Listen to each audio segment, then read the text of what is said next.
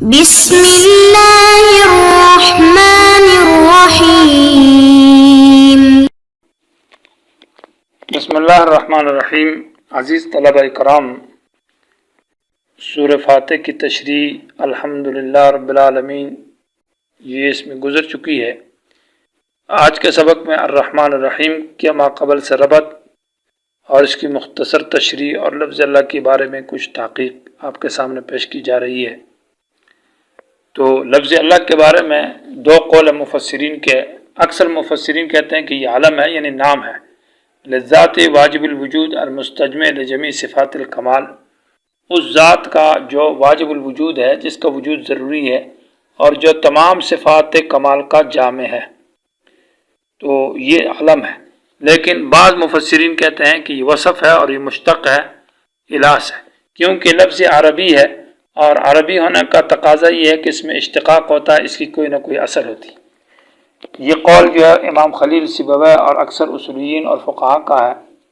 تو وہ کہتے ہیں یہ مشتق ہے اور اس کے اشتقاق میں پھر اختلاف ہے۔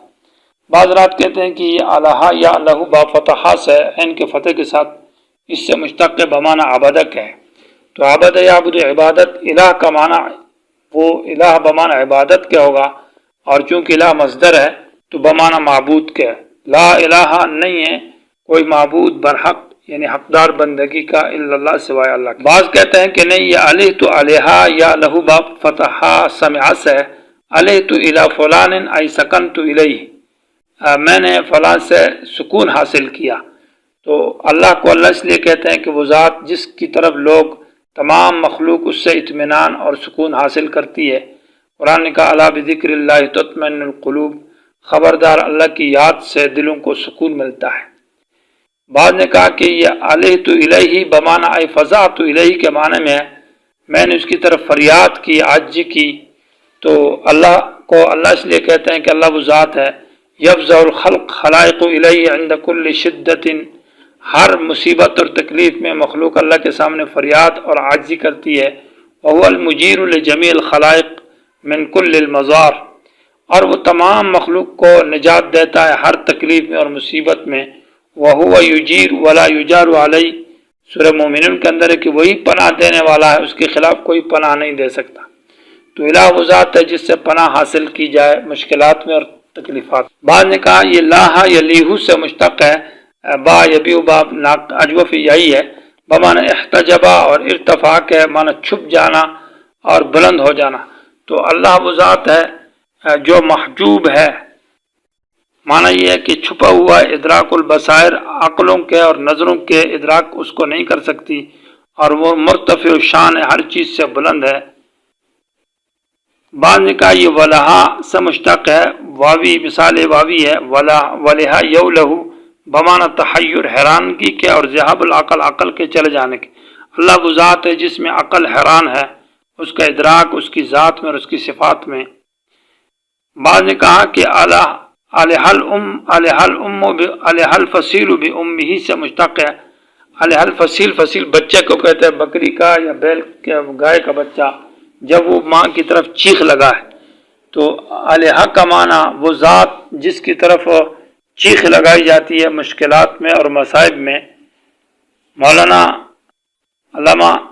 مثنوی میں مولانا روم نے لکھا ہے معنی اللہ گفت آنسی بوے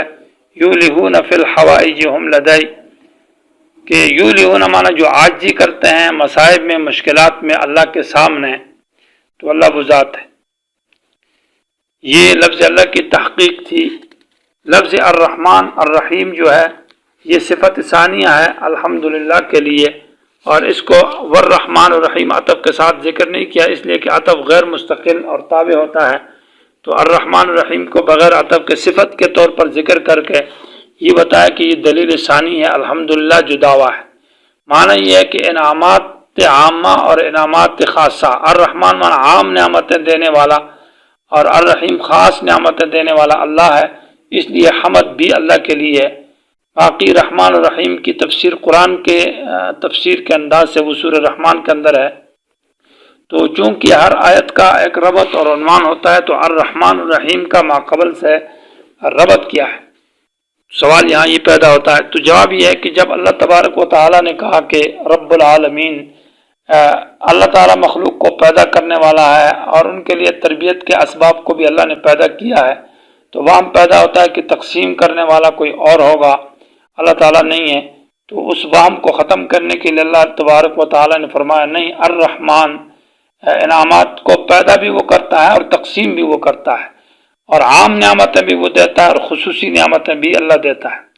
یہاں دوسرا ایک مسئلہ ہے کہ یہ الرحمن الرحیم بسم اللہ میں بھی ذکر ہے تو سورہ فاتحہ میں بھی ذکر ہے، تو یہ بظاہر تکرار ہے۔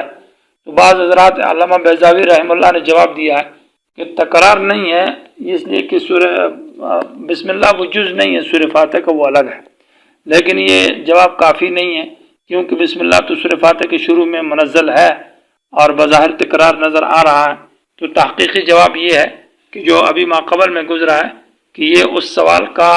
وہم کو دور کرنے کے لیے لایا گیا ہے کہ انعامات تقسیم کرنے والا ذات بھی اللہ ہے۔ دوسرا یہ کہ بسم اللہ مقام استعانت تھی اور یہاں مقام اثبات التوحید ہے، تو وہاں مدد کے مقام میں الرحمن الرحیم کا جس سے مدد مانگی جا رہی ہے وہ مہربان ذات ہے، وہ عام اور خاص رحمت کرتا ہے، اس لیے ہم اس سے مدد مانگتے ہیں۔ اور یہاں جو ہے نا اثبات التوحید کے لیے کہ اللہ ہی خالق اور مالک ہے، اللہ ہی کے لیے تمام صفات ہے، اس لیے کہ عام رحمتیں اور خاص رحمتیں دینے والا اللہ ہے، تو مقصد جدا جدا ہے، اس لیے تکرار نہیں۔ اور دوسرا یہ ہے کہ وہم کو دفع کیا کہ خالق تو اللہ ہے تو تقسیم کرنے والا کوئی اور ہوگا، جواب دیا نہیں، تقسیم کرنے والا بھی اللہ ہے۔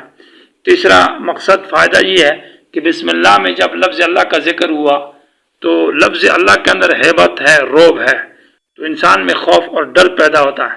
تو زوال خوف اور زوال وجل، ازالہ وجل کے لیے الرحمن الرحیم کہا کہ ڈرنا،